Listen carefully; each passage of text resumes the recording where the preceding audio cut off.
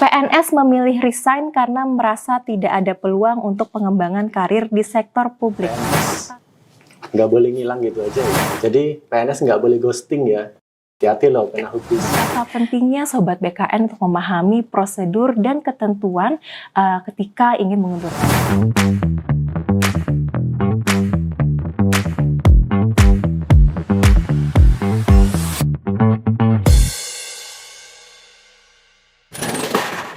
Hai Sobat BKN, senang sekali saya Nadia Sinta akan menemani kalian di acara ngobrol santai seputar ASN, BKN Talk. Sobat BKN yang saat ini sudah bekerja utamanya di sektor pemerintahan, pernah nggak sih kalian kepikiran untuk resign? Atau untuk Sobat BKN yang belum tahu nih soal istilah manajemen ASN dari resign, bisa disebut dengan pemberhentian atas permintaan sendiri atau APS.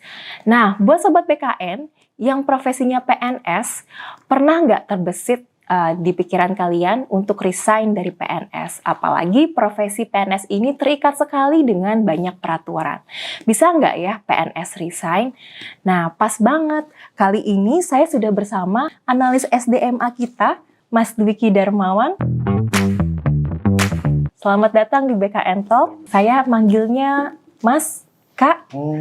Panggil Mas aja deh. Mas aja, karena kita seangkatan ya. Ya. Sobat BKN banyak sekali penasaran terkait dengan apakah boleh PNS resign.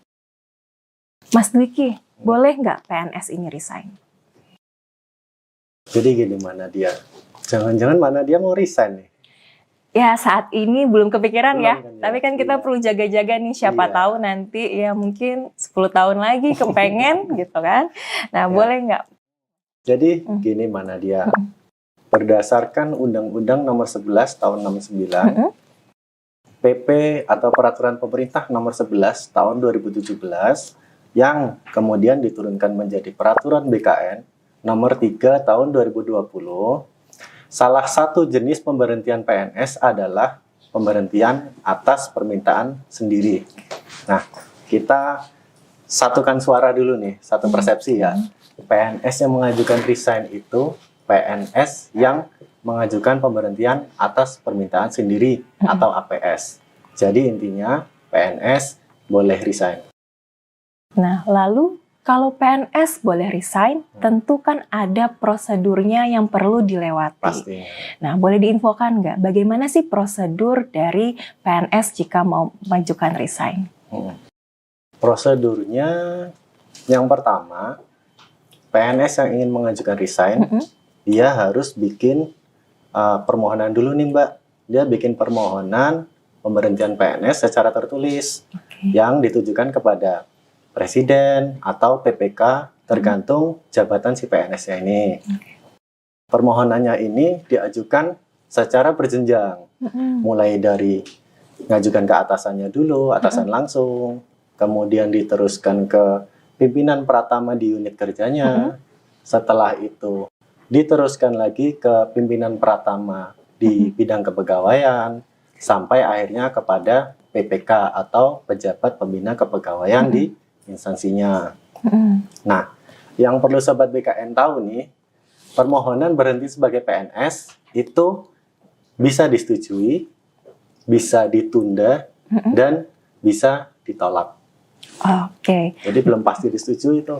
Berarti kalau kita ngajuin resign belum tentu langsung di-approve ya sama Iya. atasannya atau pimpinan ya. Tunggu dulu. Oke. Nah, Sobat BKN, jadi kalau mau resign itu banyak sekali prosedurnya dan belum tentu bisa langsung diterima. Nah, Mas Dwiki, kita kan sama-sama tahu ya, saat ini ketika kita mau jadi ASN itu banyak sekali prasyarat yang perlu kita lengkapi, dokumen-dokumen kelengkapan. Nah, kalau misalkan kita mau resign, apakah dokumennya itu juga banyak seperti kita mau daftar ASN atau cukup tadi ya hanya melampirkan surat pengunduran diri saja? Gini, Mbak Nadia, kita itu kan bekerja pada suatu instansi ya, instansi pemerintah. Nah, ketika mau mengajukan pemberhentian atas permintaan sendiri, APS, dia kan bilang dulu nih ke instansinya, dalam hal ini PPK yang menaungi. Maka PNS ini membuat surat permohonan dulu nih, seperti yang tadi, surat permohonan berhenti atas permintaan sendiri sebagai PNS. Nah, surat itu ditujukan ke PPK-nya tadi kan. Nah, untuk membuat surat ini, Sobat BKN yang mau resign bisa lihat contohnya di Peraturan BKN nomor 3 tahun 2020, lampiran angka 1. Di situ ada tuh contohnya. Tinggal itu aja dibikin surat permohonan tertulis. Nah, Mas Dwiki, biasanya nih orang-orang yang mau resign, nah mungkin Sobat BKN juga ada di instansinya, ada pegawai-pegawai yang sudah mengajukan resign terus malas-malasan gitu datang ke kantor. Bahkan kadang suka hilang tanpa kabar. Nah, untuk pegawai PNS yang sedang proses resign ini, apakah mereka bisa mendapatkan hukuman disiplin? Ini sih, PNS nggak boleh ngilang gitu aja ya. Konsekuensinya bahkan bisa kena hukuman disiplin loh, Mbak. Peraturannya adalah PNS yang tidak masuk kerja tanpa alasan yang sah secara terus-menerus selama 10 hari kerja dikenakan hukuman disiplin tingkat berat berupa pemberhentian dengan hormat tidak atas permintaan sendiri. Tuh. Jadi PNS nggak boleh ghosting ya. Hati-hati loh kena hukdis. Nah, sudah di-highlight tuh, PNS tidak boleh ghosting. Nah, jadi memang kita tentu sebagai PNS sudah ada tanggung jawabnya ya. Ketika kita mau resign pun ada prosedur yang perlu kita lewati, jadi tidak boleh hilang secara tiba-tiba. Pasti. Oke, Mas Dwiki. Bagi PNS yang mengundurkan diri dengan APS ini, apakah dia punya hak-hak kepegawaian? Pastinya punya. Sebelum kita membahas hak-hak kepegawaiannya, kita harus bagi 2 kategori dulu nih, Mbak. Yang pertama adalah apabila PNS yang mengajukan resign ini sudah berusia sekurang-kurangnya 50 tahun dan masa kerja untuk pensiun sekurang-kurangnya 20 tahun, maka PNS tersebut memperoleh hak pertama, tabungan perumahan. Yang kedua, jaminan hari tua. Dan yang ketiga, jaminan pensiun. Nah, yang kategori satunya, apabila PNS tersebut pada saat mengajukan pemberhentian APS belum mencapai usia sekurang-kurangnya 50 tahun atau masa kerja untuk pensiun sekurang-kurangnya 20 tahun, maka PNS tersebut memperoleh hak kepegawaian pertama, tabungan perumahan. Yang kedua, jaminan hari tua. Dan ini nih yang berbeda. PNS tersebut tidak memperoleh jaminan pensiun. Jaminan pensiun itu uang bulanan yang biasa diperoleh sama pensiunan PNS tuh, Mbak. Itu bedanya. Berarti perbedaannya itu dilihat dari masa kerja dan batas usia dari pegawai tersebut yang mengundurkan diri. Iya. Nah, Mas Dwiki, sekarang kita coba jawab ya pertanyaan dari Sobat BKN yang sudah kita kemas dalam segmen Emang Boleh Tanya-Tanya berikut ini.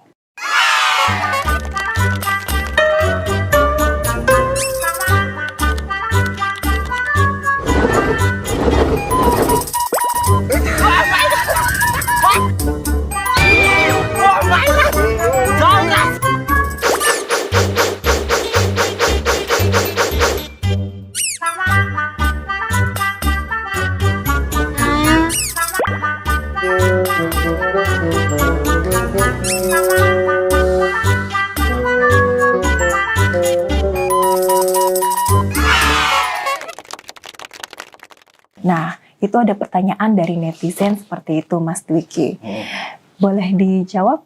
Ya, sebelumnya semoga PNS-PNS ini tetap sehat-sehat semua ya, biar bisa kerja terus sampai BUP lah kalau bisa sampai pensiun.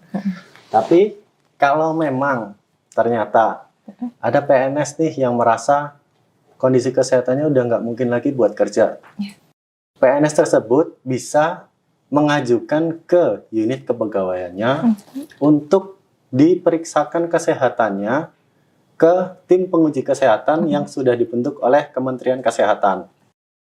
Nah, kalau hasil pemeriksaan tadi ternyata si PNS tersebut dinilai tidak memenuhi syarat untuk melaksanakan tugas sebagai PNS, yang bersangkutan dapat diusulkan pemberhentian dengan hormat tidak cakap jasmani atau rohani. Nah, dari situ PNS itu dimungkinkan untuk dapat jaminan pensiun nih Mbak, dengan catatan sekurang-kurangnya dia telah memiliki masa kerja PNS 4 tahun. Oke, Mas Dwiki, berarti dilihat lagi dan perlu di-assessment lagi ya untuk pegawai-pegawai yang misalkan mengundurkan diri karena kesehatannya yang tidak layak. Oh iya, satu lagi Mbak. Kalau misalkan nih sudah diperiksa tadi ya sama tim kesehatan, ternyata kata tim kesehatannya, tim menguji kesehatan, PNS tersebut masih bisa nih kerja lagi. Tapi PNS tersebut, udah deh kayaknya capek mau kerja gitu ya. Dia tetap bisa tuh mengajukan pemberhentian atas permintaan sendiri sesuai dengan prosedur yang udah kita bahas tadi. Oke, tetap bisa. Nah, berarti kalau misalkan ini ketika ada pegawai tersebut, itu sebenarnya kan perlu di-assessment oleh tim kesehatan yang telah ditunjuk dari instansi berarti. Ya, dari Kementerian dari Kesehatan. Kementerian Kesehatan. Ya. Jadi tidak bisa secara sendiri nih kita misalkan sakit, terus kita ke dokter gitu ya, terus ternyata info dari dokter, sudah tidak layak secara fisik untuk bekerja. Jadi dokternya bukan dokter sembarangan. Nah, memang dokter yang khusus yang telah ditunjuk oleh Kemenkes. Nah, ini di notes ya, jadi memang yang bisa memberikan rekomendasi itu adalah dokter yang memang ditunjuk dari Kemenkes. Jadi tidak bisa dokter-dokter yang mungkin kita temui di rumah sakit pada umumnya. Oke, kita lanjut ya Mas Dwiki. Boleh diinfo nggak Mas Dwiki perbedaan hak yang didapatkan dari pegawai yang mengundurkan diri secara APS atau yang BUP? Secara garis besar sebenarnya sama ya Mbak, terkait dengan besaran uang pensiunnya, kemudian persentase perhitungannya, itu sama.